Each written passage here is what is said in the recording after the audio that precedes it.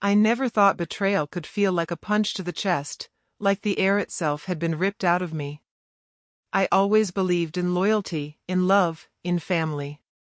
I worked late every day, sacrificed my nights, my weekends, just to keep my life and the company stable.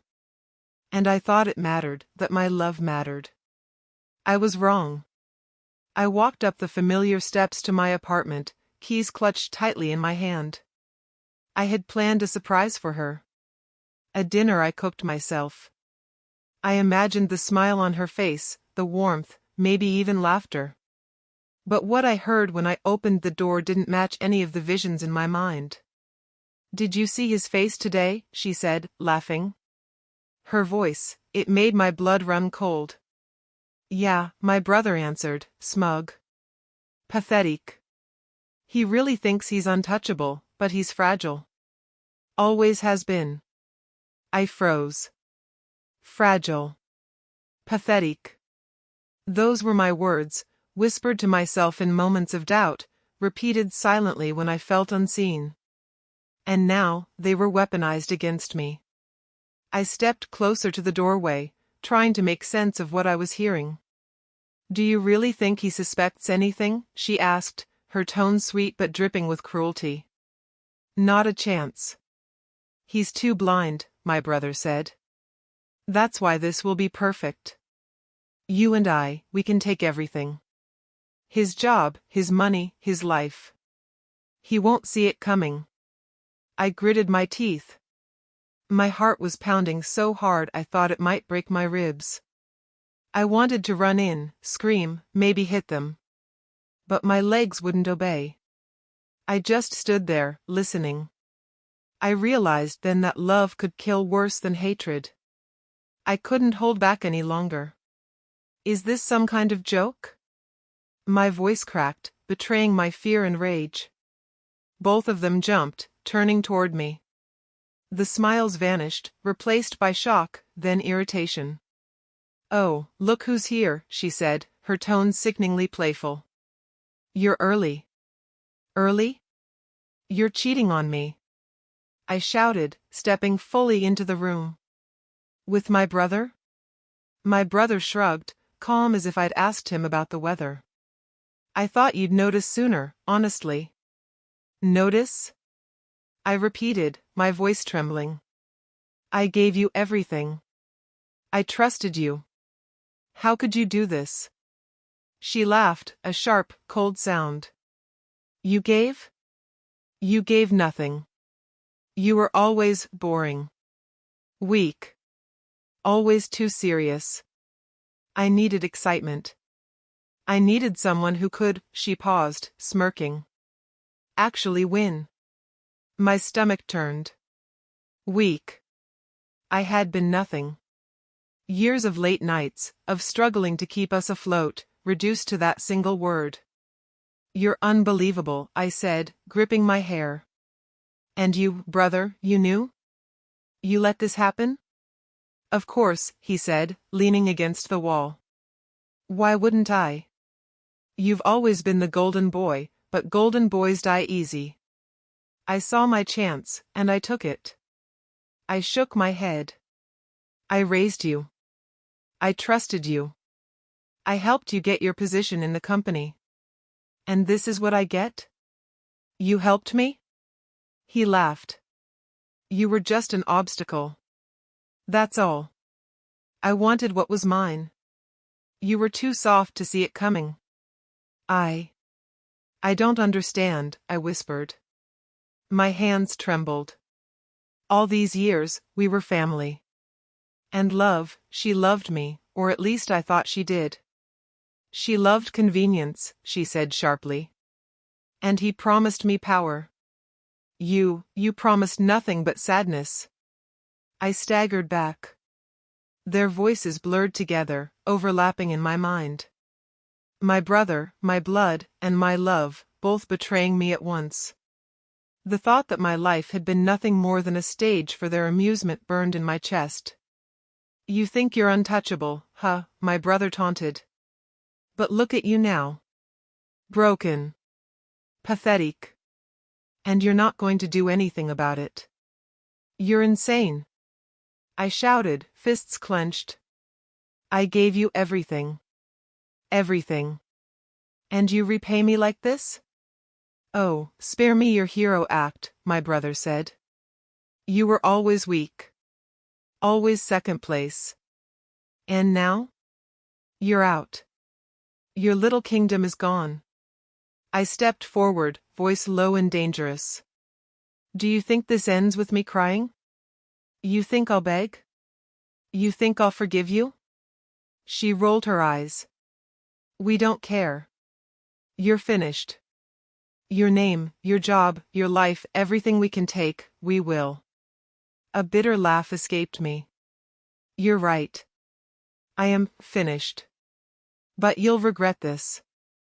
One way or another, you'll regret this. Empty threats, my brother said. Words mean nothing. We're already ahead. You're nothing without us. I wanted to collapse. I wanted to scream until my voice broke. But somewhere deep inside, I felt something else, a spark, small and dangerous, flickering. Rage. Betrayal. Pain turning into fuel. Not nothing, I said, my voice hardening. I still have myself. That's all I need. You'll see. She laughed again. You? What could you possibly do? You've always been a loser. The pity of everyone who knew you. I swallowed, pain twisting my throat. I thought love meant something. I thought family meant loyalty. Guess I was a fool. You were, my brother said casually. And fools get left behind. I turned to leave, head held high even though it felt like my soul was crumbling. You'll never see me coming, I said, voice steady despite the chaos inside. But when you do, you'll wish you never touched me. You'll wish you never took what wasn't yours. My ex smirked. Good luck with that, loser. I didn't reply. I didn't need to. Their laughter followed me as I closed the door behind me. My chest ached, my mind screamed, and my hands shook. I stumbled into the empty apartment across the hall, sitting on the floor, hugging my knees.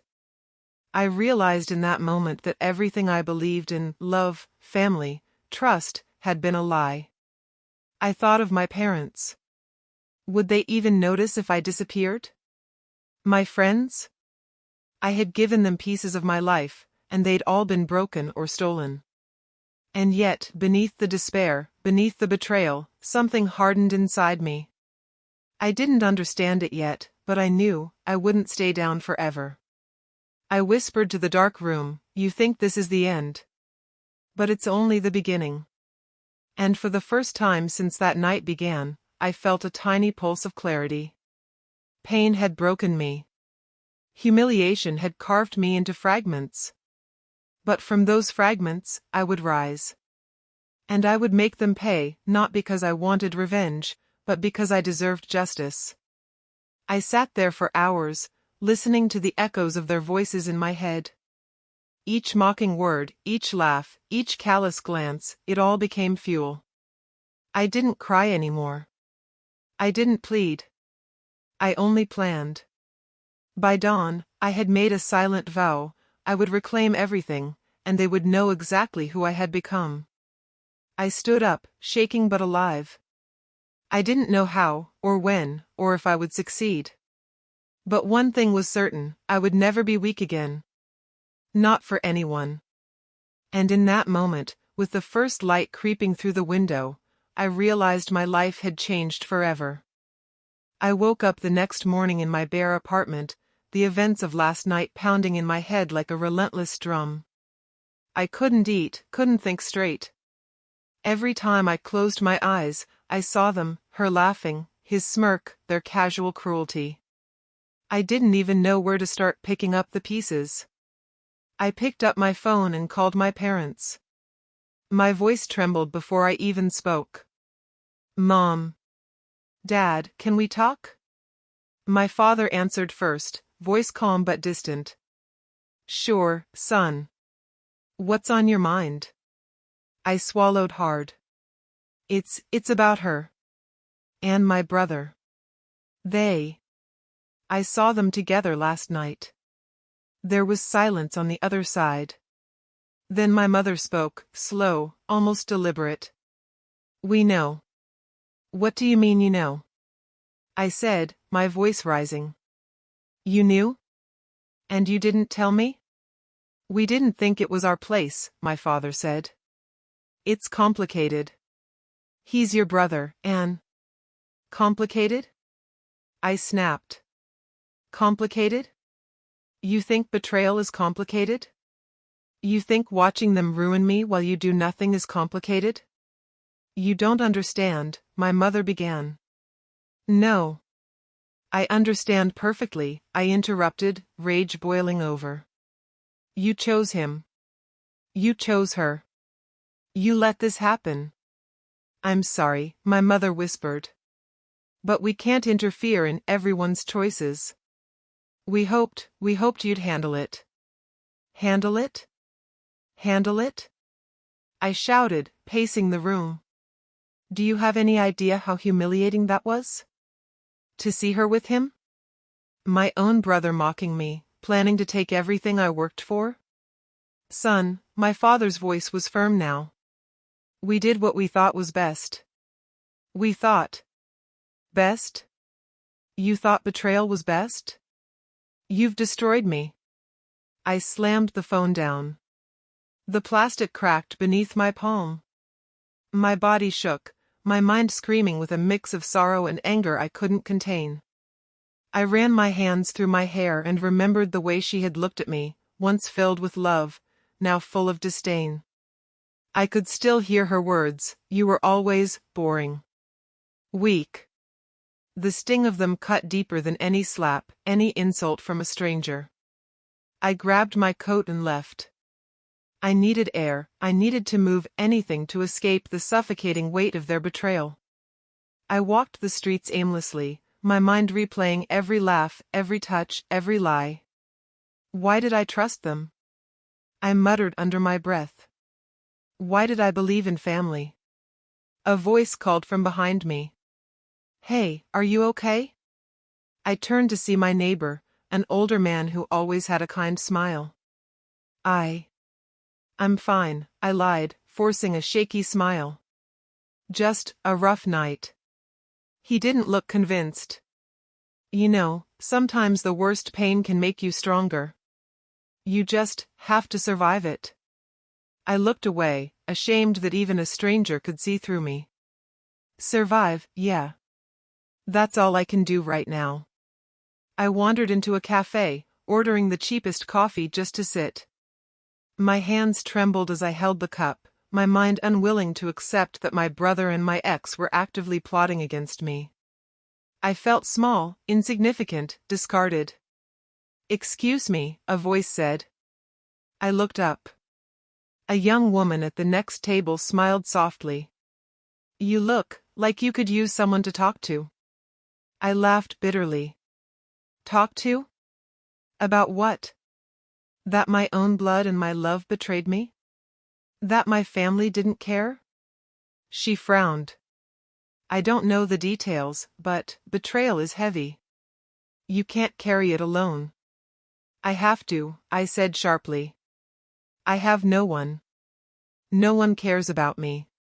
Not my brother, not her, not even my parents. I'm nothing. Nothing, she asked gently. You're sitting here, alive. You're breathing. That's not nothing. I shook my head, more angry at her kindness than comforted. It feels like nothing. Everything I worked for, gone. Everything I believed in, lies. And I'm supposed to just move on? You can't erase it, but you can survive it, she said. And maybe, one day, you can take it back. In your own way. Her words lingered longer than I expected. I stared at my coffee, cold now, thinking about what she'd said. Take it back, in my own way. But how? I was weak. Broken. Humiliated beyond repair. I remembered the way my brother had laughed at my face. Pathetic, he'd said. My ex, cold and mocking, you gave nothing but sadness. Their voices burned into my memory. And yet, somewhere inside, a fire sparked. I clenched my fists. I won't stay down, I whispered. I won't. I went home that night to an empty apartment, but I wasn't alone. My thoughts consumed me. I replayed every detail, every conversation, every slight. I knew their plan now: take over my position in the company, humiliate me publicly, erase me from their lives entirely. I called my brother. My heart pounded in my chest. Why? I demanded, voice shaking but loud. Why betray me? Why her? Why everything? He laughed on the other end, casual and cruel. Why not?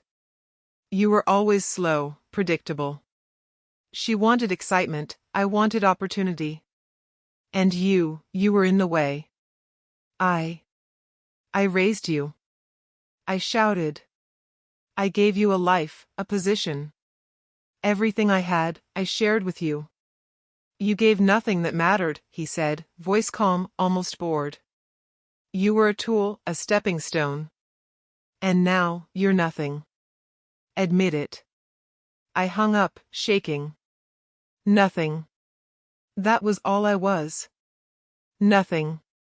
My mind was a storm, spinning between hatred, disbelief, and despair. I remembered my ex, her face radiant as she spoke to him, her hands on his chest, her voice full of mockery. I hated them both with a fury I hadn't known I could feel. But underneath that hate, beneath the betrayal, there was pain. Deep, raw, unbearable pain that made my chest ache and my throat burn.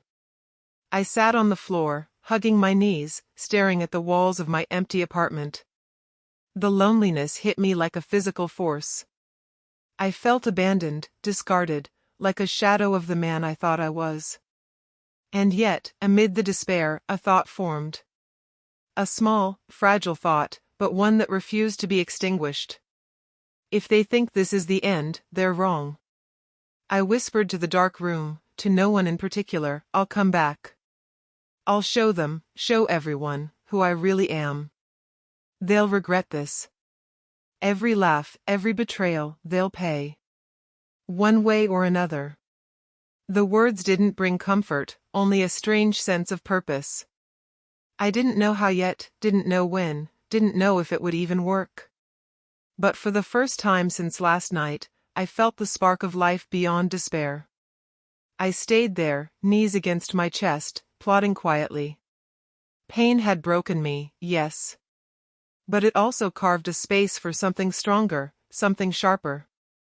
I could feel it growing, even as my body shook from exhaustion and heartbreak. By the time dawn broke, I made a vow I wouldn't forget: I would rise. I would rebuild. And I would make them see that nothing, not even betrayal, could keep me down forever. They thought they had one. They thought I was nothing. They were wrong. The days after last night felt endless. I slept on the thin mattress in my tiny apartment, my stomach growling more than my alarm clock ever could. No calls came from my parents, no messages from friends. Only silence, heavy and mocking. I felt like a ghost in my own life. I wandered the streets, searching for work, anything that would distract me from the thoughts of betrayal. I walked into a small electronics store, asking if they needed help stocking shelves. The manager looked me up and down, his expression flat. "You want a job?" he asked, skeptical. "Yes," I said, voice firm even though my insides quivered. "Anything." He shrugged. "Stock shelves. $12 an hour. Starts now if you want." I nodded. "Fine." As I lifted boxes of outdated gadgets, I imagined them laughing. My brother, smug and confident. My ex, flawless and cruel. They thought I was nothing. The words echoed in my mind, and I clenched my fists behind the stacks of boxes. A coworker, older and wiry, leaned over. You knew? Yes, I said, keeping my tone neutral. You look like you've seen a ghost, he said. I guess I have, I muttered, forcing a smile. You could say I'm haunted. He nodded knowingly. Life has a way of breaking people before it builds them stronger. You just gotta survive it. Survive, I repeated, staring at the floor. I didn't know if surviving was enough. Not anymore. That evening, I returned to my apartment, exhausted and sore. The place felt emptier than ever, the walls mocking me. I poured myself a cheap cup of instant noodles, trying to swallow the bitterness in my mouth along with the food. A knock at the door startled me. I froze, hands gripping the counter. Who is it? I asked cautiously. The door opened slowly. An old man, with graying hair and a coat that had seen better days, stepped in. I know this isn't my business, he said, voice soft, but I've seen you around. I saw what happened with your family. I blinked. You, what? I know betrayal, he said simply. And I know what it does to a man. You look like someone at the edge. Someone who could fall forever or rise higher than he ever imagined. I laughed bitterly. Rise? I've lost everything. My job, my love, my family. I'm nothing. Nothing, he repeated. Nothing is where potential starts. Nothing is blank, waiting for the man who has courage to fill it. You've been crushed, yes, but you've got fire left. I can see it. Let me help you. Help me? I said, voice rising with a mix of disbelief and anger. You don't know me. You don't know what I am. I know enough, he said, firm now. You're the kind of man who won't stay down, even if you want to. You need guidance, not sympathy. You've been beaten, yes, but you can become stronger than those who broke you. Stronger than anyone expects. I looked at him, my chest tight. And, what do you want in return? Nothing, he said with a slight smile. Except that you survive this, and maybe, one day, use what you learn wisely. I didn't answer immediately. I stared at the floor, at my trembling hands, at the cheap apartment that felt like a cage. But something inside me stirred, a spark, faint but persistent. I nodded slowly. All right. I'll try. I'll do it. He clapped me lightly on the shoulder. Good. First lesson, discipline. Without discipline, strength is useless. Start by waking early, by controlling your body, your mind, your emotions. And when the time comes, use that strength to take back what's yours. I swallowed hard. Take back everything? Yes, he said simply. Everything. But first, survive. Then plan. Then strike. The next days were hell. I woke before dawn, running through the cold streets, pushing my body to exhaustion. My hands blistered from odd jobs. My mind screamed to stop, to give up. But his words echoed in my head, survive. Then plan. Then strike. I met him every evening, learning not just physical discipline but strategy, business basics, negotiation skills. He tested me constantly, pushing me to admit weaknesses I had ignored my entire life. You're too trusting, he said one night. You give without expecting, and it will kill you every time. I can't help it, I said, rubbing my bruised arms. I believed in them. I believed in love. Belief is useless without strength, he snapped. You need cold logic, not emotions. You survived love and betrayal.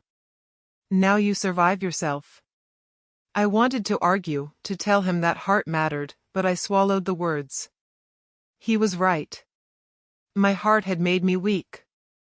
My trust had been exploited. I had two choices, stay broken, or rebuild. One night, after weeks of training, I sat alone, staring at the dim light in my apartment. My hands shook, not from exhaustion this time, but from a thought that had begun to take root. I will come back, I whispered. I will show everyone, who I really am. And I will do it on my terms. I remembered my brother's smirk, my ex's laugh. They had taken everything, or so they thought. But fire had begun in me, a cold, controlled fire. Pain had shaped it, betrayal had fueled it, humiliation had sharpened it. I clenched my fists. I will never be weak again. Not for them, not for anyone. I will rise. And when I do, they'll see me. They'll see what they destroyed, and they'll regret it. The man had given me a map, of sorts, not a literal map, but a plan, a structure to survive and grow. I began to see possibilities where once there was only despair. Opportunities to reclaim control. Tools I could use. Knowledge I could exploit. I worked through the nights, studying finance and strategy, sometimes falling asleep over textbooks, coffee spilling on my notes. I remembered the life I had lost and felt a strange calm. This wasn't just anger anymore. This was focus. One evening, he asked, "Are you ready for the next step?" I looked at him, eyes hard. I don't know what comes next. But I'm ready to learn. I won't fail. Not again. He nodded. Good. Your journey is just beginning. Remember, pain is temporary. Weakness is temporary. Strength is forever, if you choose it. I stared at him, breathing hard. My life had been broken into pieces, scattered across streets, apartments, and shattered dreams. And yet, for the first time, I felt like I could gather those pieces. Shape them. Use them. Become something greater than what they ever expected. I whispered to myself, voice low and steady, I will rise. I will survive. I will take back everything they stole from me. And when I do, nothing will ever be the same. For the first time since that night of betrayal, I didn't feel like a victim. I felt like a man preparing for war. And from the ashes of my humiliation, I made a silent promise: my life would never belong to anyone else. I would be unstoppable. Months passed, and I became someone unrecognizable to the world, and almost to myself. I stopped caring about appearances, about what anyone thought. I had a plan, and nothing else mattered. I walked into my first small office, the kind rented by startups with dreams bigger than budgets. My suit was simple, my shoes scuffed, but my mind was sharp. I had learned patience, observation, and strategy in the months since my downfall. The world had no idea who I had become. A man greeted me at the door. "You're here for the meeting?" "Yes," I said, shaking his hand firmly. "Let's begin." He looked me over, skeptical. "You're new. What makes you think you can handle this?" "I handle things differently," I said calmly. "I study. I analyze. I act when others are blind to opportunity. That's all it takes." He raised an eyebrow. "Bold words. Let's see if you can back them up." That night, I reflected on the words of my mentor. Patience, observation, then strike. I had been patient. I had watched. And now, it was time to act, quietly, invisibly.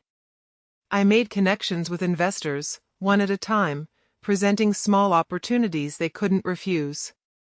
I listened more than I spoke, letting others reveal their weaknesses and motivations. Everything I learned, I stored for the day I would return to my family's company.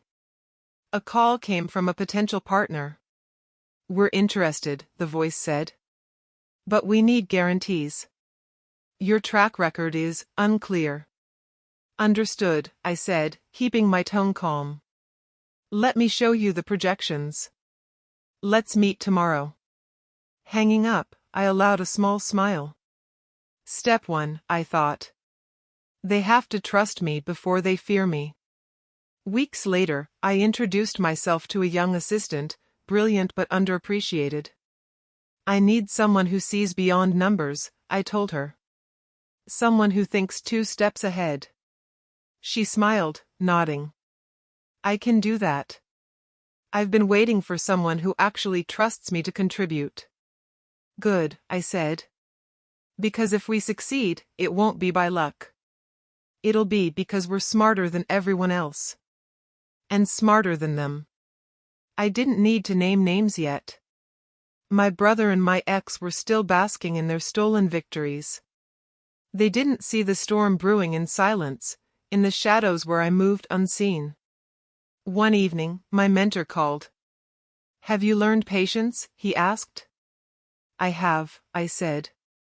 I've watched, I've listened, I've built. I'm ready for the next step. Good, he said.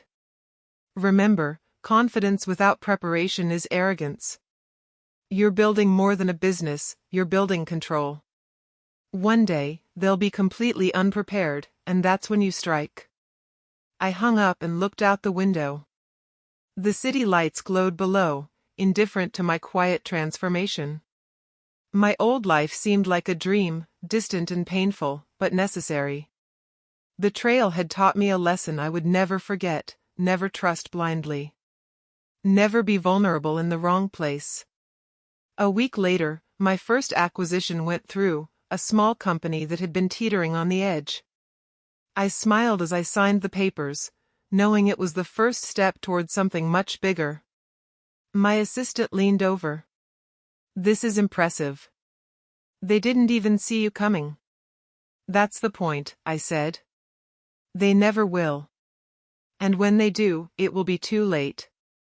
I spent nights in my apartment studying financial reports, business strategies, even legal documents. My mentor had emphasized knowing the rules before bending them. Power, he said, comes not from anger, but from understanding the board, the people, the system. Then you use it. I remembered my brother's words, you're nothing. Pathetic. And my ex, you gave me nothing but sadness. They had underestimated me, assumed my months of suffering had broken me completely. They were wrong. I attended networking events, always under a new name, a different identity. I smiled and shook hands, listened and learned. No one suspected that the man buying small companies in the background was the same man they had betrayed.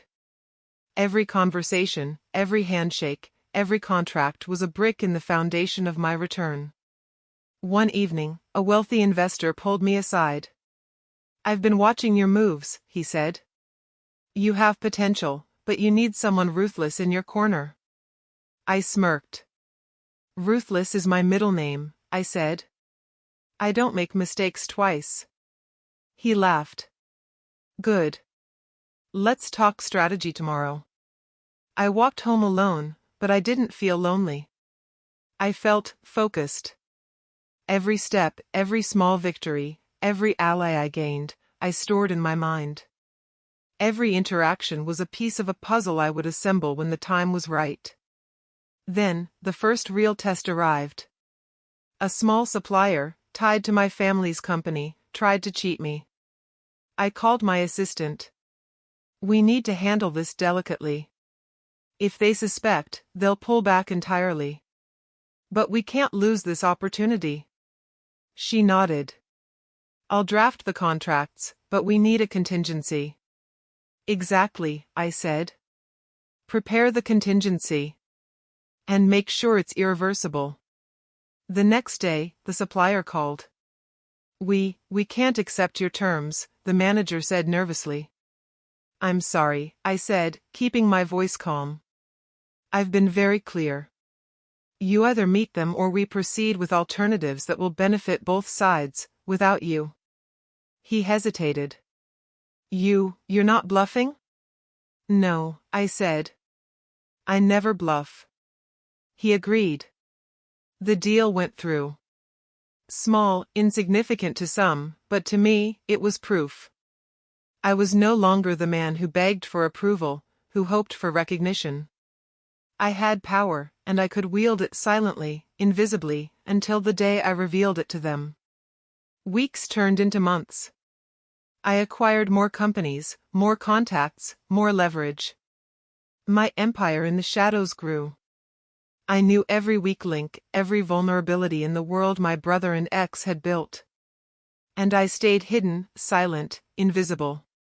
One night, my mentor asked, "Do you ever feel the urge to confront them yet?" "No," I said firmly. "Not yet. I want them blind, arrogant, thinking they've won. The longer they bask in their victory, the harder they'll fall." "Good," he said. "Patience is power. Remember, when you strike, it has to be total. Complete. And then, you walk away." I nodded, staring out at the city. I remembered last night, the laughter, the betrayal, the sense of being nothing. That man, that broken version of me, no longer existed. Now, I was something else. Calculated. Cold. Focused. Every step I took was deliberate, every decision strategic. I was invisible, but I was watching. Learning. Growing. Waiting.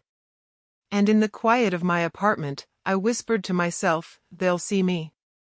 One day. And they'll regret every moment they thought they could destroy me." I could almost feel it, the power shifting beneath my fingertips, a slow tide of inevitability. Their empire, built on arrogance and betrayal, was vulnerable. And I held the map, the key, the fire to ignite it. I had been weak. I had been humiliated. I had been nothing. But I was no longer that man. I was reborn. And the shadows were mine. By the time I returned to the world they had stolen from me, I was invisible to them, a shadow moving silently among their empire.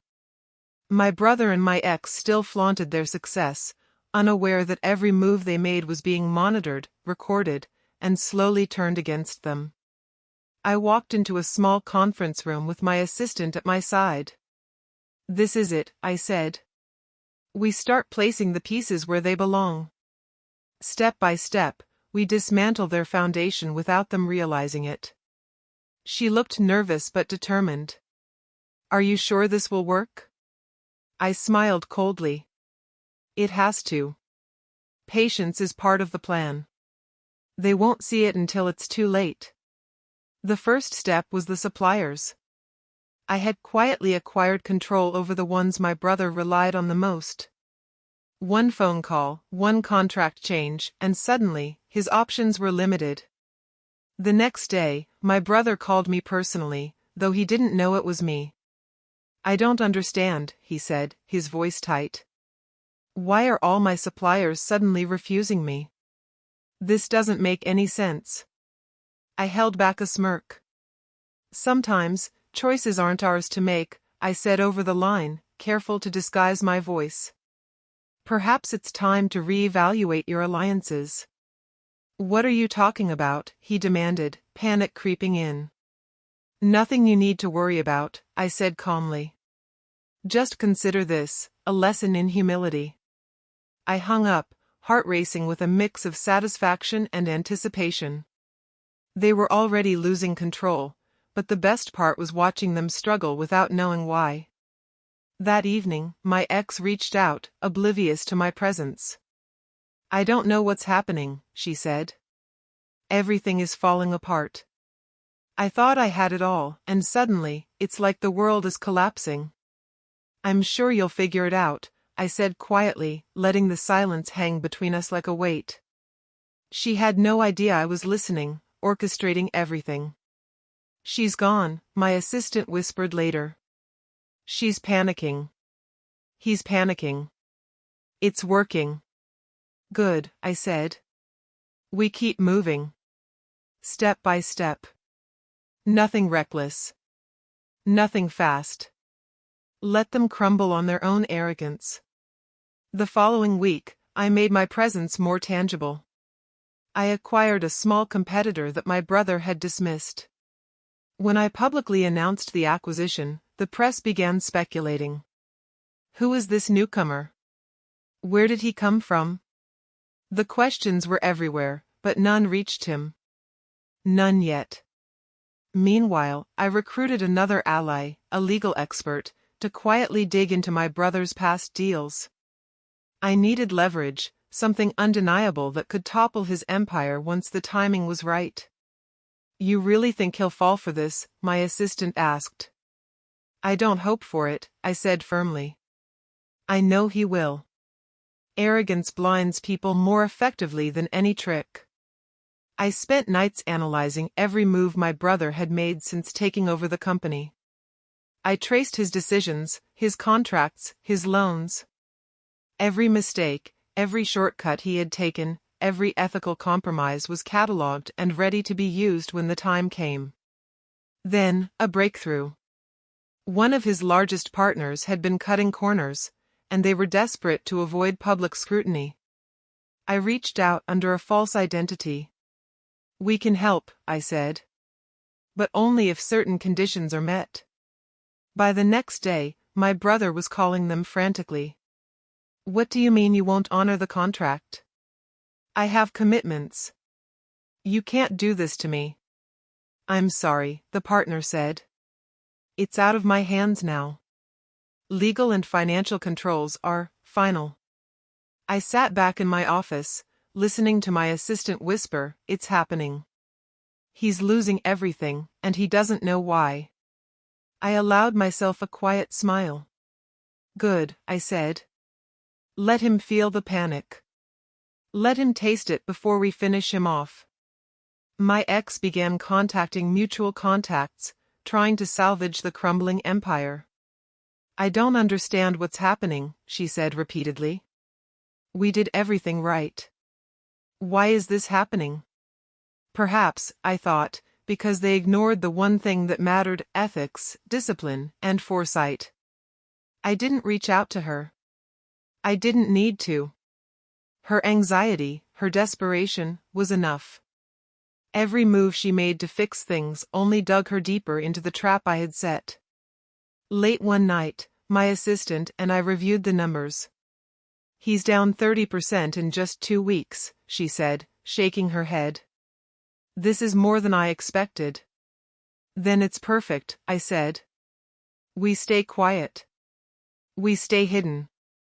The more they panic, the more mistakes they make. And every mistake brings them closer to us.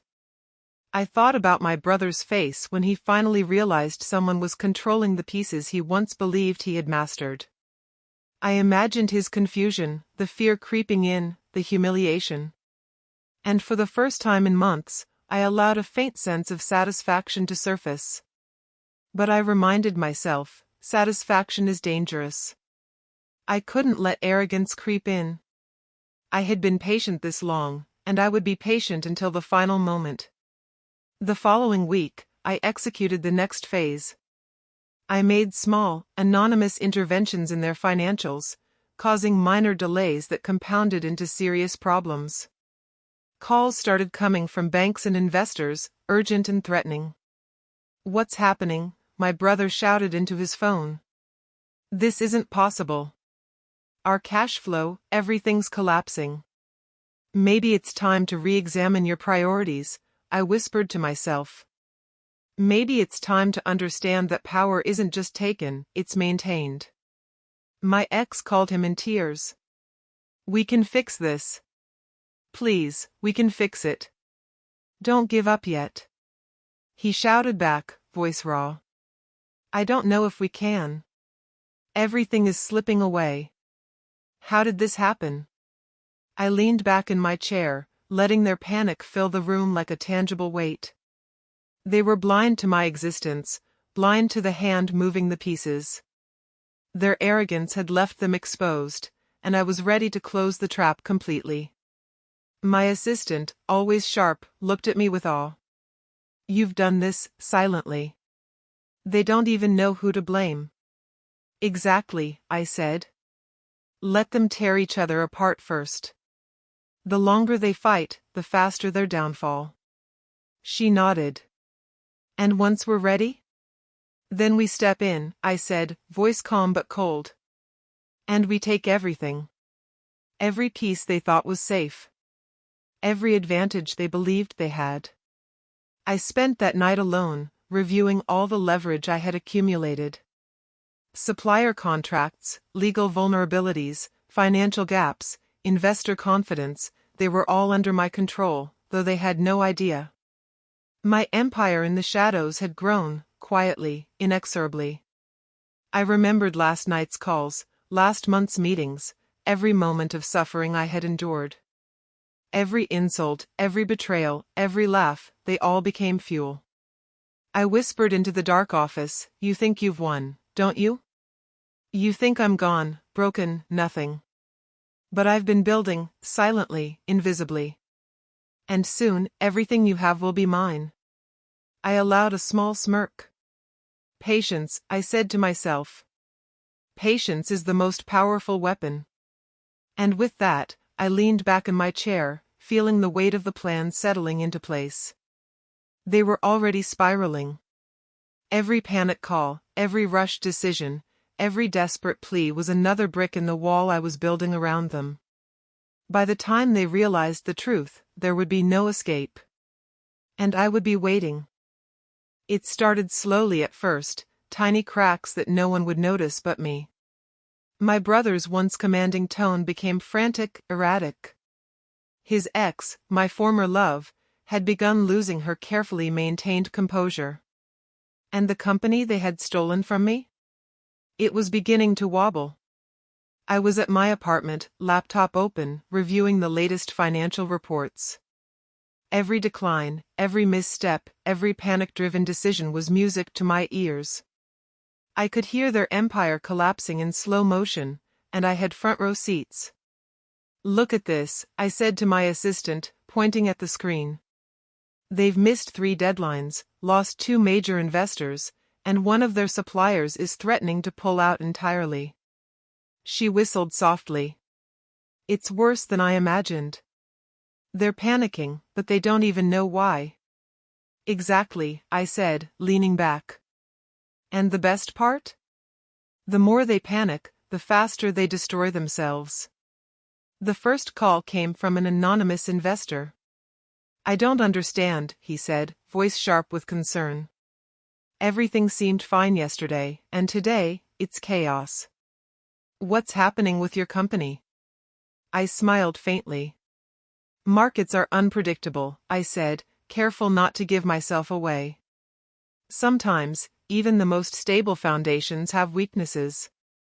The investor hesitated. "Well, if you can stabilize things, we'll continue supporting you. But this is alarming." I hung up, feeling the rush of satisfaction that came with knowing my plan was working. My brother and my ex had built an empire on arrogance, shortcuts, and the illusion of control. And now, every illusion was crumbling. The next day, my ex called a mutual contact in desperation. "Please, we can fix this. Just tell me what to do." "Anything." I heard the panic in her voice replaying in my mind. I whispered, "Anything? You could have done the right thing before, but you chose betrayal. Now, you'll learn consequences the hard way." My brother, ever the strategist in his own mind, tried to contain the damage. He called a meeting with his closest advisors, raising his voice. "We need solutions. We cannot let this spiral out of control. Find me answers." One of his advisors, cautious and nervous, tried to reason with him. "We're already overextended.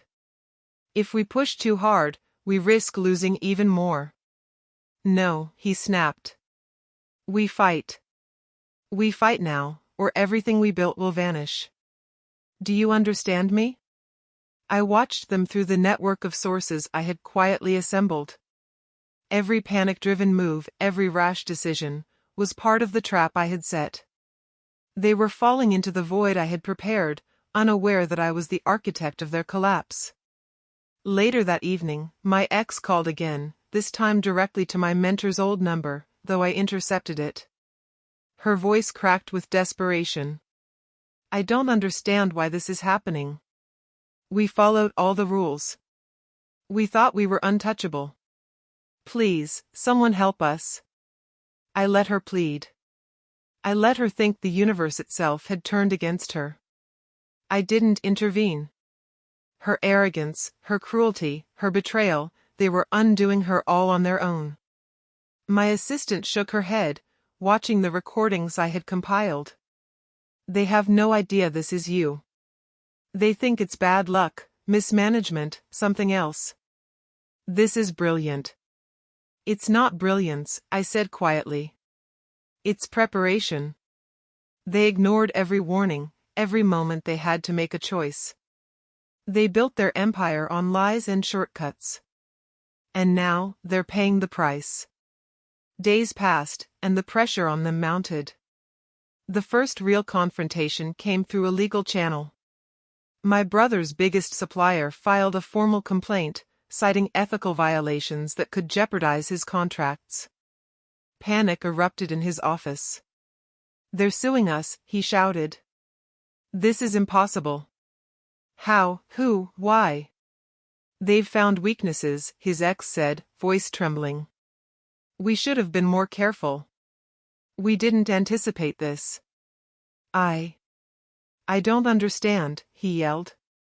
Everything we built, gone? Just like that? I stayed silent, listening, calculating. They didn't see me yet. They didn't know whose hand guided these events. And that was the beauty of it. By midweek, they were at each other's throats. Meetings erupted into shouting matches. My brother accused her of mismanaging contracts. She accused him of arrogance and blind shortcuts. Their empire, once a symbol of their success and control, had become a battlefield of panic and mistrust. She's destabilizing everything, my brother screamed during a private call. I trusted her, and now everything's falling apart. And you think I didn't warn you, she yelled back. You ignored everything, made every wrong choice, and now you expect me to fix it? I leaned back in my chair, heart racing. I could hear the echoes of their destruction through my network. Their arrogance was suffocating them, and my invisible hand guided the chaos. I called my mentor that night. It's working, I said. They're unraveling exactly as planned. Their panic, their fear, it's magnificent. Good, he said. But don't let this feed arrogance in you. Patience is key. We wait until they collapse completely. Then the final move is ours. I nodded. I understand. Step by step. Silence until the end. I spent the next few days monitoring every move. My brother attempted a recovery plan, bringing in consultants, threatening employees, begging partners to remain loyal. My ex tried to salvage her reputation publicly, posting messages of confidence and control. But it was too late. The cracks had become chasms. I smiled faintly as I watched one of their largest investors withdraw funding. Yes, I whispered. Yes. Let them feel the panic. Let them struggle.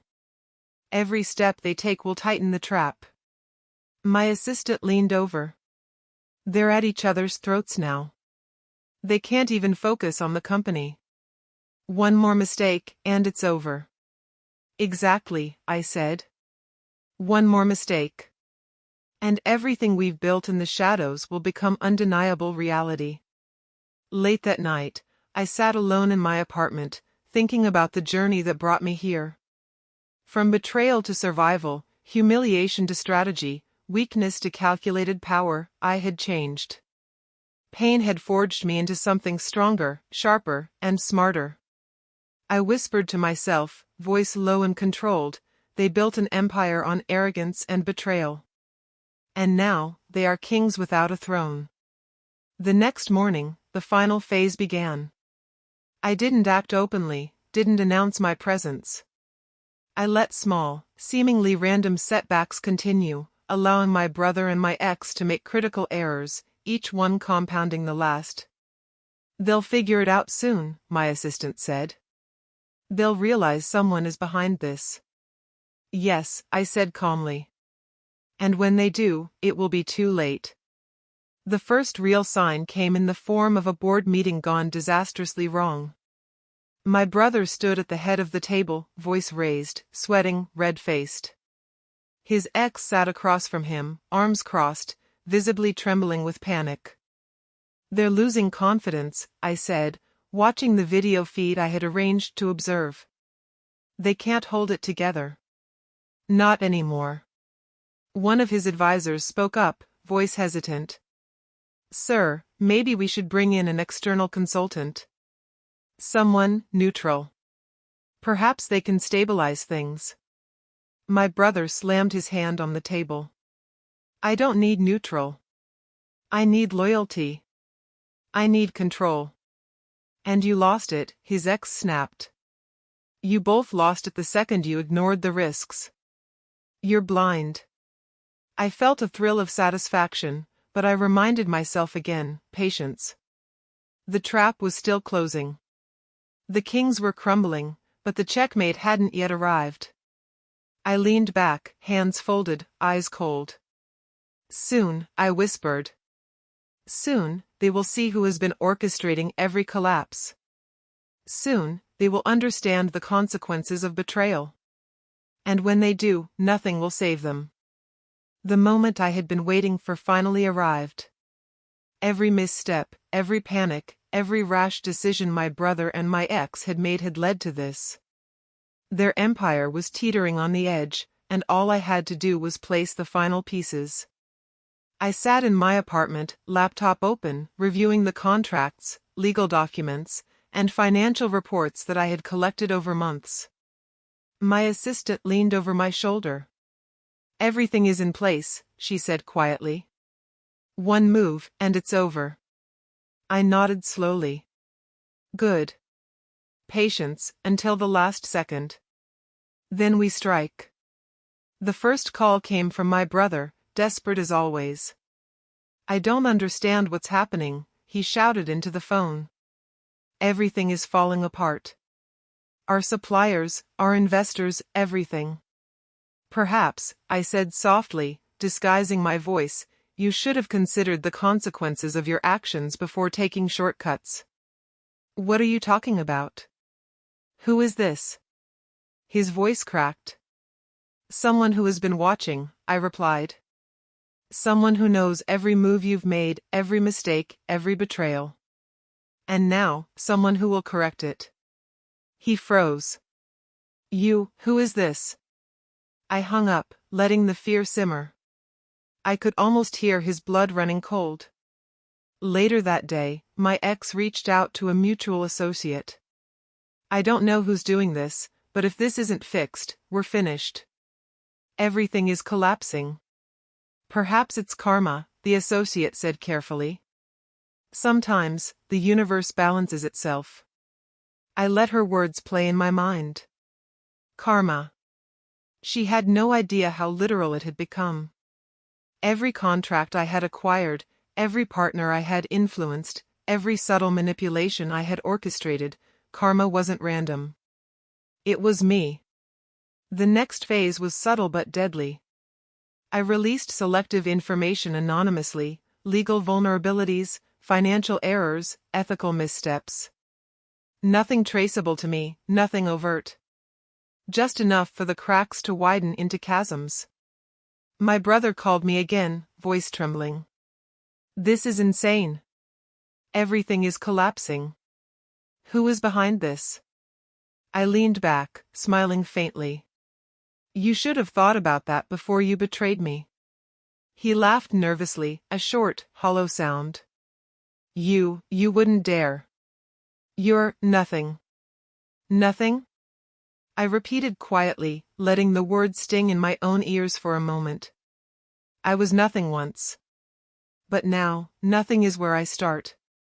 By midweek, my ex was pleading publicly with investors, partners, and employees. "We're facing unforeseen difficulties.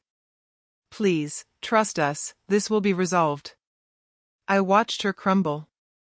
She had once smiled at me, once whispered sweet words I had believed. Now, desperation etched into her face, she begged the world that she had tried to destroy. "She's panicking," my assistant said. "He's panicking." This is almost poetic. Poetic? I said softly. No. This is justice. And justice doesn't need poetry. It needs precision. I called my mentor that night. "It's time," I said.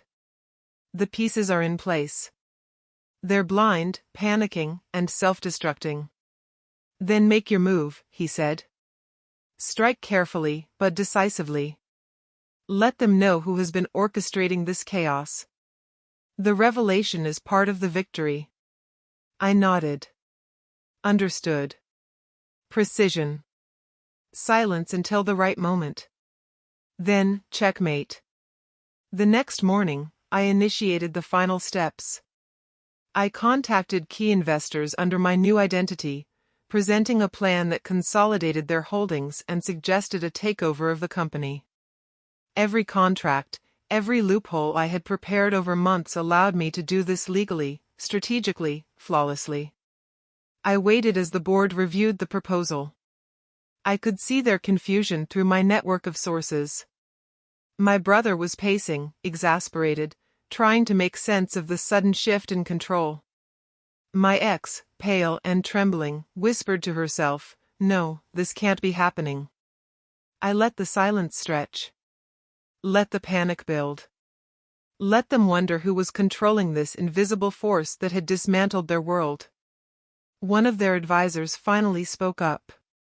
"Sir, this plan, it's legitimate. It's sound.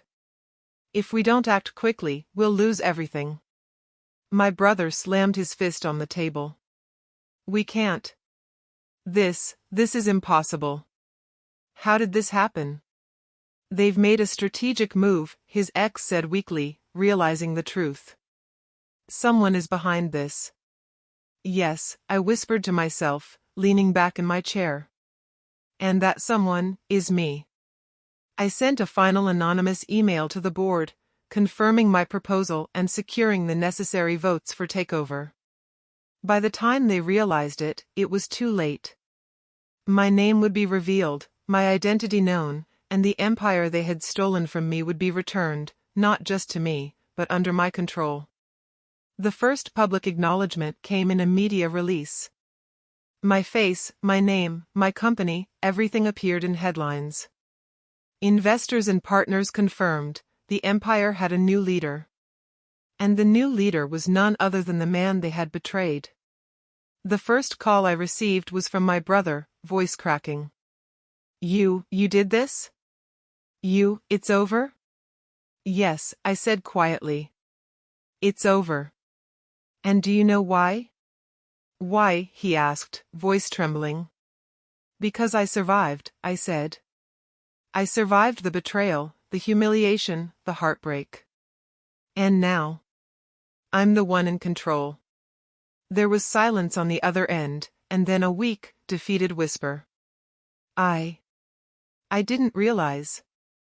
"I know," I said coldly. "You never realized. You never respected me. You never cared. And now, you've lost everything you thought you could take from me." My ex called next, trembling, voice barely audible. "Please. I don't understand. How did you?" "I told you," I said, keeping my voice calm but cutting. "I warned you. And you didn't listen. You betrayed me, and now, you're facing the consequences. Fully. I was desperate. I thought." "You thought wrongly," I interrupted. "You thought arrogance and cruelty would protect you. But you were blind, and now you see the truth. The truth is, I am not the weak, broken man you left behind." There was silence again. I let it hang, letting the weight of their defeat settle in. Can we fix this?" she whispered. "No," I said. There's nothing to fix. You've had your chances. You chose betrayal. You chose arrogance. And now, you face the consequences. The calls ended, and I sat back, letting the silence fill the room. My empire was mine. My revenge was complete. My brother and my ex were left to pick up the pieces of their destroyed lives. I remembered every night of despair, every moment of humiliation, every tear shed alone in my apartment. I remembered the fire that had begun in me months ago, burning quietly but relentlessly. I whispered to myself, voice low and controlled, this is what they taught me. Pain, betrayal, humiliation, and now, strength, control, victory. My assistant looked at me, awe in her eyes. It's done, she said softly. You've taken everything back. I nodded slowly. Not everything. We still have work to do. But the kings, they've fallen.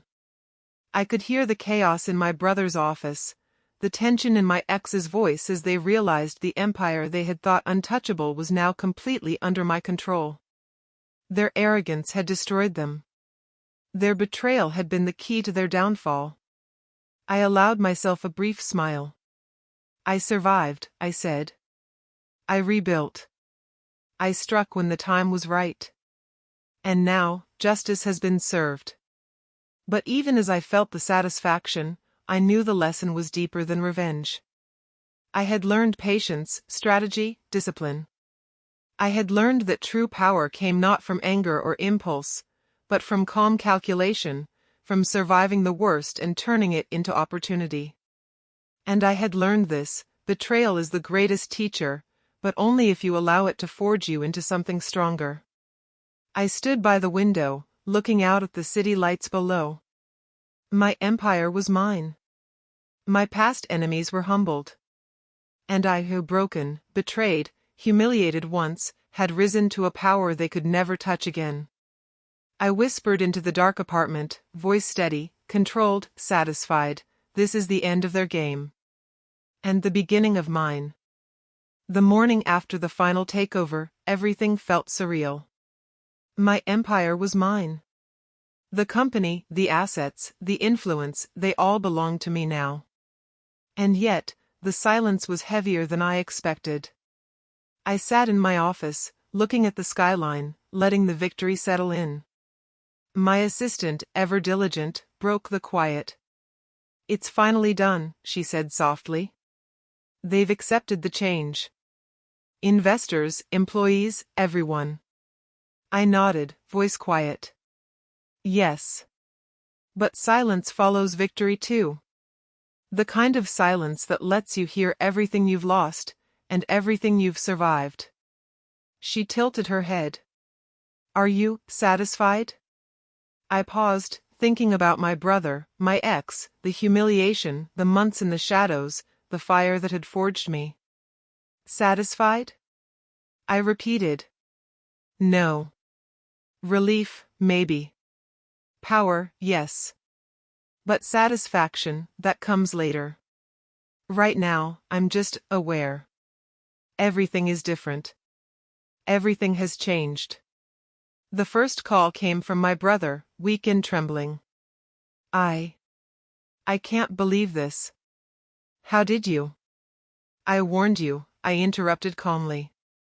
I survived your betrayal, your arrogance, your disregard for me.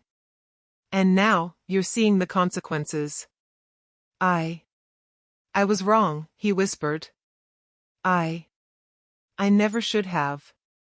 Never should have what? I asked, voice cutting. Cheated, lied, destroyed trust? Exactly. And now you face the result. It's over. Can we, he faltered. No, I said firmly. There's nothing to fix. You lost more than a company. You lost respect, dignity, and me. Don't ever forget it. The line went dead, and I leaned back in my chair, hands folded. The power I had gained was intoxicating, yet I felt no triumph over them personally. My satisfaction wasn't in watching them crumble, it was in the knowledge that I had survived, that I had rebuilt, that I had transformed myself from a broken man into someone they couldn't touch. A knock at the door startled me. My assistant peeked in. "It's her, she wants to meet." I froze. My ex, the woman who had betrayed me, chosen my brother, laughed at my weakness, she wanted to see me now? I clenched my fists. "Let her wait," I said quietly. "She comes on my terms, or not at all." Later that day, she arrived. I met her in my office, the room cold and precise, reflecting the man I had become. She stood there, eyes wide, hands trembling. I need to. I don't know what to say. I've lost everything." "I see that," I said, voice calm, measured. "And yet you still expect something from me? After everything you did?" I was wrong," she stammered. "I didn't realize. I didn't understand. Please, Stop," I said sharply. "No excuses. No apologies can undo what happened. You made your choices. You chose betrayal, arrogance, and cruelty. And now, you face the consequences. Not me. Not anyone else. You." Tears filled her eyes. I don't know if I can survive this." "You will," I said quietly. "But differently than you imagined. Not because someone forgives you, but because life forces you to. And maybe one day, you'll understand what you lost, and why." She swallowed hard, silent for a long moment. You became someone else." "I survived," I said, voice steady. "I rebuilt. I transformed. That's all you need to know. And now, we're done." She nodded slowly, taking in my words, my presence, the finality. Then, without another word, she left. And the silence returned, deeper this time, heavier, but no longer suffocating. It was the calm after the storm. I sat alone for a long while, thinking about everything, the betrayal, the humiliation, the fire that had forged me, and the empire I had silently built. Every night I had spent in solitude, every ounce of discipline and strategy, had led me here. And now, I understood something vital: power without purpose is empty, but purpose born of pain is unstoppable. My assistant came back with a report. The company is stabilizing. Investors are committed. Employees are adjusting. Everything is under control. "Good," I said quietly. "But control isn't enough. We have to maintain it. Always." She hesitated. "Are you going to change now? After all this?" I looked out at the city lights, the world moving below, oblivious to the storm that had just passed. "I won't forget," I said softly. "I'll never forget what I endured. But I also won't let it consume me. I've survived betrayal, humiliation, heartbreak, and I've risen. That's the lesson. The rest is silence." Days later, I received a formal letter from my brother. Just a single page, words simple but weighted with regret. "I was wrong. I underestimated you. I betrayed you. I am sorry." I read it slowly, folding it neatly. I didn't call him. I didn't respond. Words now were meaningless. Actions mattered, and he had learned that in the harshest way. Later, another email from my ex. "I never deserved your trust. I understand now. I'm sorry." I deleted it without opening. Their apologies, regrets, pleas, they didn't matter. I had taken back control, and that was enough. I had survived. I had risen. I had transformed. One evening, I walked alone on the rooftop of my office building. The wind was cold, sharp, slicing through the silence. I looked at the horizon, city lights reflecting the quiet chaos I had endured and overcome. I whispered to myself, voice low but firm, I survived betrayal. I survived humiliation. I survived heartbreak. And I emerged, stronger than I ever imagined. My assistant joined me quietly. Do you feel different? I do, I said. But not in the way you think. I don't feel triumphant over them. I feel free. Free from the chains of their cruelty. Free from the weakness I once carried. Free to be the man I was meant to become. She nodded, understanding. And the silence, it's peaceful now. Peaceful, I repeated. But never complacent. Silence is a reminder. A reminder that the world can break you, and that surviving, rising, and controlling your own fate is everything. I took a deep breath, feeling the cold wind on my face. The city below didn't know it, but I had been forged in fire. Betrayed, humiliated, destroyed, and rebuilt. I whispered again, softer this time, I am no longer the man they thought I was. I am stronger. I am unstoppable. I am free. And in that silence, I realized that survival wasn't just about returning to power. It was about reclaiming yourself, about transforming pain into strength, betrayal into strategy, weakness into control. I looked down at the city, the lights flickering like the pieces of my past. And I knew, finally, that I had emerged whole. No one could touch me anymore. No one. Not my brother. Not my ex. Not anyone. And for the first time in years, I smiled, not cruelly, not triumphantly, just peacefully. Because I had survived. Because I had risen. Because I was free. Weeks had passed since the final takeover. The empire was mine, fully and undeniably. My brother and my ex were shadows of what they once were, broken, humbled, forced to confront the consequences of their actions. And I was left alone with the throne they had once thought was theirs. I sat in my office late at night, the city lights stretching endlessly before me. The silence was profound, almost deafening.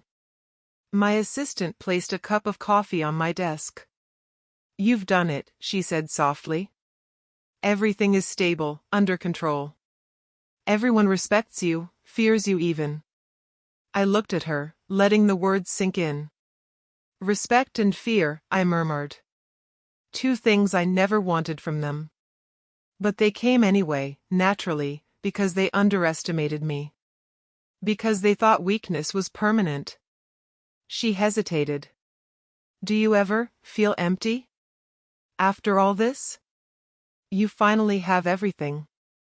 I smiled faintly, not the triumphant smile of a conqueror, but the quiet smile of a man who has endured fire. Empty? No. I feel aware. I've survived betrayal, humiliation, heartbreak. I've risen from nothing to everything they thought they could keep from me. That awareness, that is power. Her eyes searched mine. And them? Your brother, your ex, do you forgive them? I shook my head slowly. Forgiveness isn't part of this equation. They learned their lesson the hardest way possible. And I don't need closure from them. I don't need their repentance. The world gave me what I needed, the chance to survive, to rise, and to reclaim what was mine. That night, I called my brother. I didn't yell, I didn't plead. I simply spoke, calm, measured. I hope you understand the cost of betrayal. And I hope you take it to heart, even if it's too late. I understand, he whispered, voice cracking. I was wrong. I never realized. Good, I said quietly. Learn from it. Live with it. That is all I ask. We ended the call, and I felt nothing but a cold clarity. He had been humbled. He had been destroyed. And I I had survived. Then came my ex. She called, trembling, voice barely audible. I don't understand how this everything. You never understood before, I said calmly. You betrayed me. You chose arrogance over loyalty. And now, the consequences are unavoidable. There is nothing left for us. Nothing left for me to give. Nothing left for you to take. I am sorry, she whispered. Your apologies are meaningless, I said. Actions matter. And your actions destroyed what you had. You will live with that knowledge, and I will live knowing I survived it. Silence followed. I let it hang, heavy and permanent. Then the line went dead. I leaned back in my chair, staring at the city below. The empire was mine. My power was undeniable. And yet, the most profound victory wasn't control, or revenge, or wealth. It was survival. A week later, I held a meeting with my senior team. We've consolidated control, I said. We've stabilized operations, rebuilt partnerships, and restored investor confidence. But the real power lies in vigilance. Complacency is weakness. Always remember that. One of the younger executives looked nervous. Sir, do you ever worry about what comes next? I smiled faintly. I've learned something important. The world will always test you. People will always betray, cheat, and underestimate you. The difference is, survival isn't about strength alone. It's about awareness, strategy, and patience. That is the real lesson. After the meeting, I walked through the office, observing my team.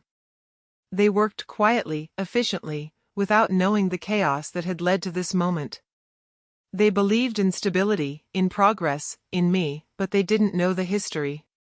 They didn't know the cost of what had been achieved. And perhaps that was for the best. Later, I met with my assistant in private. The empire is solid, she said. You could rest now, if you wanted. Rest? I asked quietly. No. Rest comes to those who have nothing left to fight for. I still have everything to maintain. Everything to protect. Complacency is death disguised as comfort. She nodded slowly. And the silence, it's different now, isn't it? Yes, I said. It's quiet, but it isn't emptiness. It's reflection. It's the stillness that follows the storm. And it's a reminder that power gained through patience, strategy, and resilience is permanent. That night, I called my mentor. It's done, I said. The empire is stable. They've been humbled. And I am here, unbroken, unshaken. Good, he said. You've learned the hardest lessons, and you've applied them perfectly. But remember, the throne is silent for a reason. It demands vigilance, clarity, and restraint. Do not let triumph cloud your judgment. I understand, I said. Silence isn't emptiness. It's control. And I'll maintain it. I hung up and walked to the window, looking out at the city lights. Everything seemed ordinary, unaware of the storm I had endured and survived. Yet, I felt extraordinary, not because the empire was mine, but because I had been forged in pain, betrayal, and humiliation, and I had emerged stronger than anyone could have imagined. A thought crossed my mind: power without wisdom is fragile. Revenge without discipline is fleeting. But survival shapes you, molds you, and gives you an unshakable foundation. I whispered into the quiet apartment, voice soft but firm, I am no longer the man they broke. I am no longer the man they underestimated. I am the man who survived, who rose, who transformed. And I will remain vigilant, aware, and unbroken.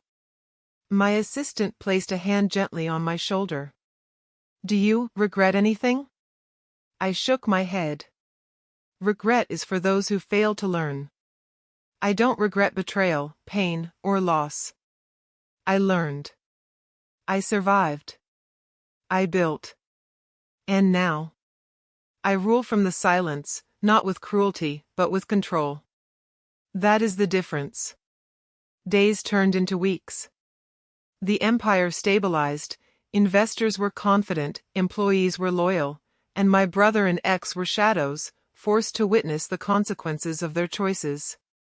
One evening, alone on the rooftop, I reflected. I am free, I whispered. Free from betrayal, free from weakness, free from fear.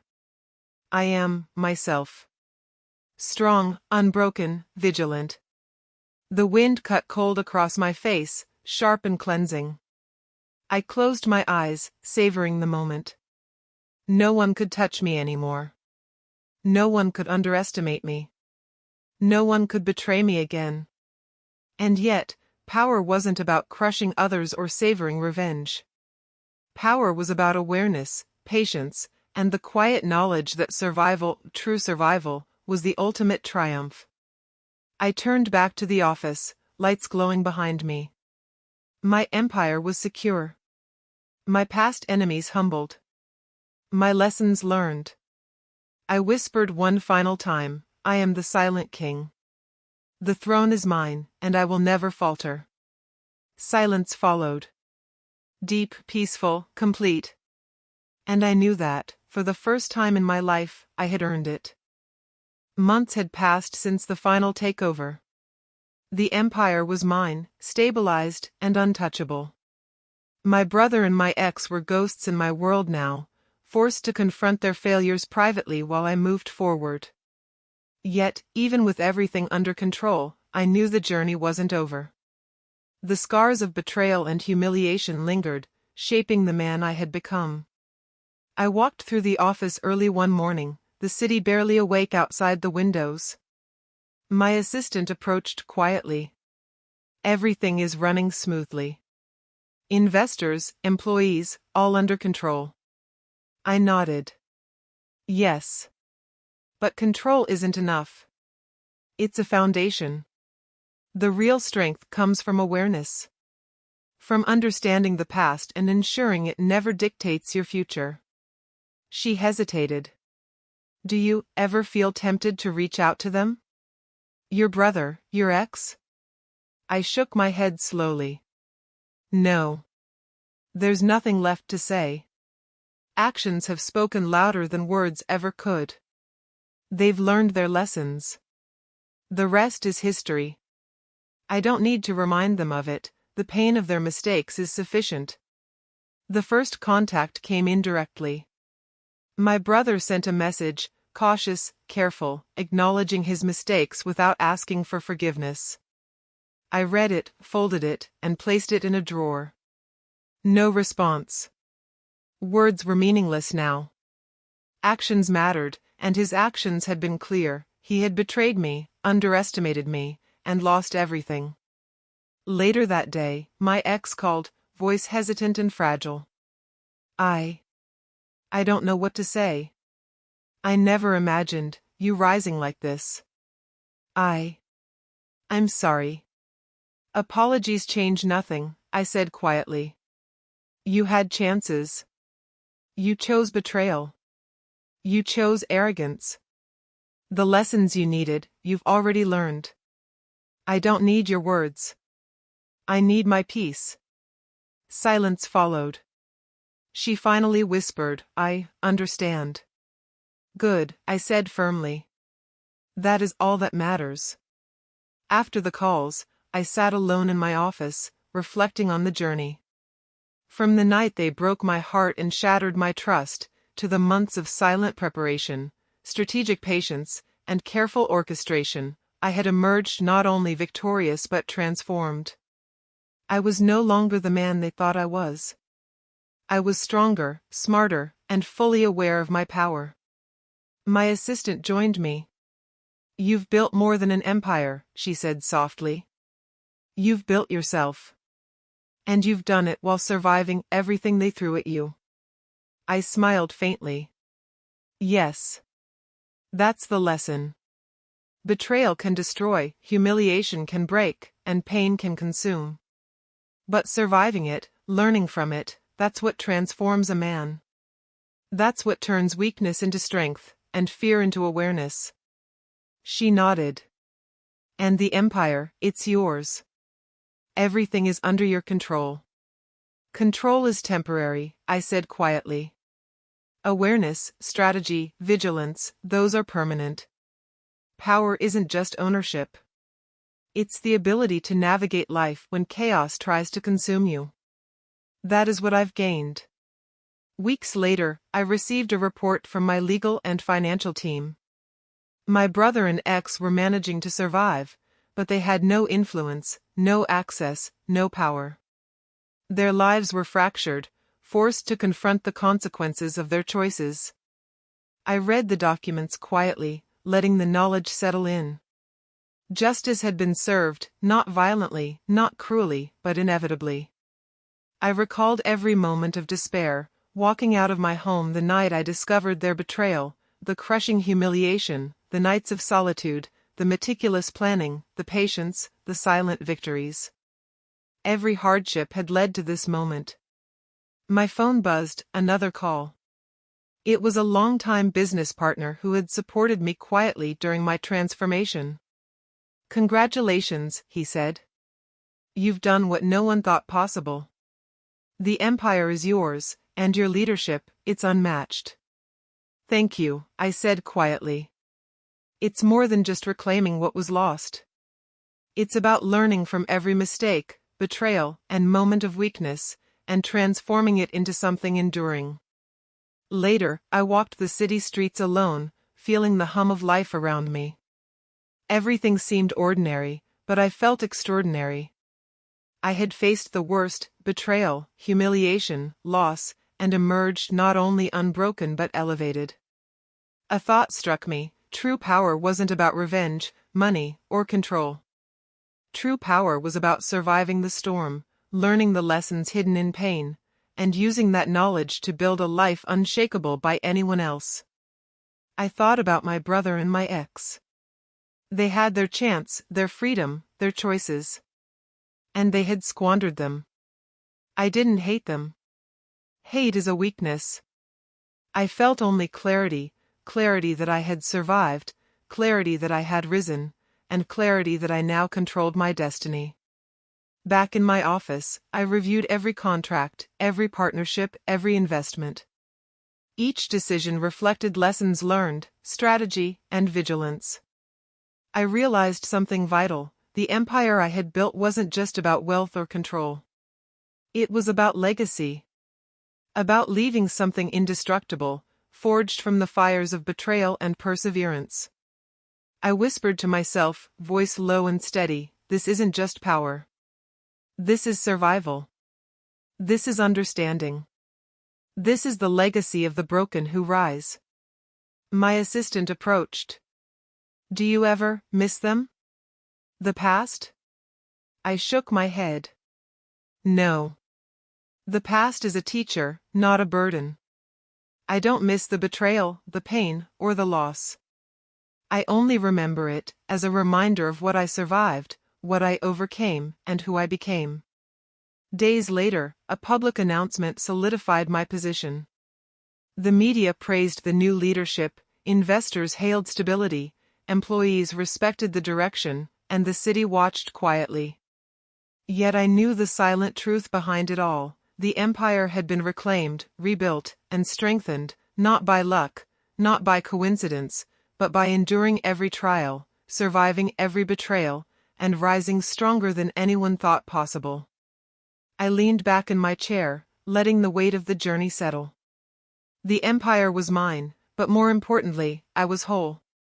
The silent throne I now occupied wasn't just a symbol of power, it was a testament to survival, strategy, and transformation. That evening, I called my mentor. "It's done," I said. "The empire is stable, they've been humbled, and I've learned everything I needed to survive and rise." "Good," he said softly. "The lesson is more than victory. It's who you've become. Never forget it. That is your true legacy. I understand, I said quietly. And I will not forget. The silent throne is mine, not because I conquered others, but because I conquered myself. After the call, I walked to the office window, city lights flickering below. I felt a calm unlike anything I had known. No longer haunted by betrayal, no longer haunted by weakness, no longer haunted by loss. The man I had been was gone, replaced by someone unshakable, aware, and fully alive. I whispered into the night, voice steady and controlled, I am the legacy of the broken. I survived betrayal, humiliation, and heartbreak. I rose. I rebuilt. And now, I am unstoppable. Silence followed, deep and peaceful. And for the first time in my life, I realized that survival wasn't just about enduring, it was about transformation. Pain had forged me, betrayal had strengthened me, and humiliation had refined me. I turned from the window, looking at the office, my assistant, and the empire I had silently rebuilt. Everything was in its place. Everyone knew their role. And I knew mine. The city outside would never know the battles fought, the nights spent planning, the meticulous patience, the silent victories. But I did. And that knowledge was my true crown. I whispered one final time, voice resolute, the empire is mine, the lessons are mine, and my survival is mine. This is my legacy. And with that, I sat back, hands folded, eyes steady, finally at peace with the man I had become. The man who survived, rose, and claimed the silent throne of his own destiny.